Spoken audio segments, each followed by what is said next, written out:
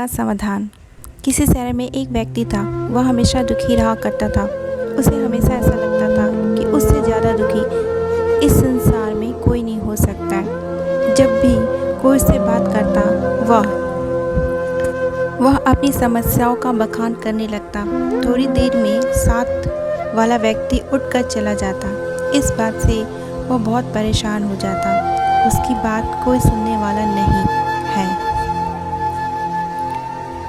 एक दिन उसे पता चला कि शहर में कोई महात्मा आया है जिनके पास सभी समस्याओं का समाधान है। यह जानकर वह महात्मा के पास पहुंचा। उस महात्मा के साथ हमेशा एक काफिला चला करता था जिसमें कई ऊंट भी थे। महात्मा के पास पहुंचकर उस व्यक्ति ने कहा, गुरुजी, मैंने आपका बड़ा नाम सुना है। आप सभी समस्याओं का समाधान करते हैं। मैं बहुत दुखी व्यक्ति हूँ। मेरे इर्द गिर्द हमेशा बहुत सारी समस्याएं रहती हैं। एक को सुलझाता हूँ तो दूसरी पैदा हो जाती है।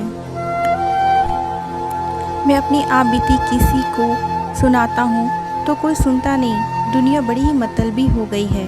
अब आप ही बताइए। महात्मा ने उसकी बातें ध्यान से सुनी और कहा, भाई, मैं अभी तो बहुत थक गया हूँ, परंतु कल सुबह मैं तुम्हारी समस्या का समाधान अवश्य करूँगा। इसी बीच तुम मेरा एक काम कर दो। मेरे ऊँटों की देखभाल करने वाला आदमी बीमार है। आज रात तुम इनकी देखभाल कर दो। जब सभी ऊँट बैठ जाए तब तुम सो जाना। मैं तुमसे कल सुबह बात करूँगा। अगले दिन महात्मा ने उस आदमी को बुलाया। उसकी आंखें लाल थीं। महात्मा ने पूछा, तो बताओ कल रात कैसी नींद आई? व्यक्ति बोला, गुरुजी, मैं रात भर सोया नहीं। आपने कहा था जब सभी ऊँट बैठ जाएं तभी सो जाना, पर ऐसा नहीं हुआ। जब भी कोशिश करेंगे एक ऊँट को बिठाता दूसरा खड़ा हो जाता। सारे ऊँट बैठे ही नहीं, इसलिए मैं रात भर सोया ही नहीं।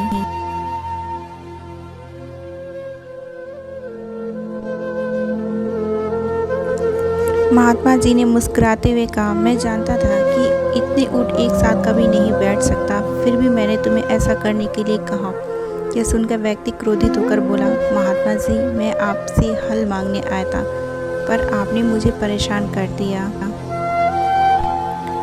दरअसल यह तुम्हारी समस्या का समाधान है। संसार के किसी भी व्यक्ति की समस्या इन ऊँटों की तरह होती है। एक खत्म होती तो दूसरी खड़ी हो जाती है। दुनिया के किसी भी व्यक्ति को तुम्हारी समस्याएं सुनने में कोई दिलचस्पी नहीं है, क्योंकि उनकी अपनी समस्याएं हैं। महात्मा जी की बात सुनकर व्यक्ति के चेहरे पर संतोष के भाव उमड़ पड़े, मानो उसे अपनी समस्याओं से निपटने का अचूक मंत्र मिल गया हो।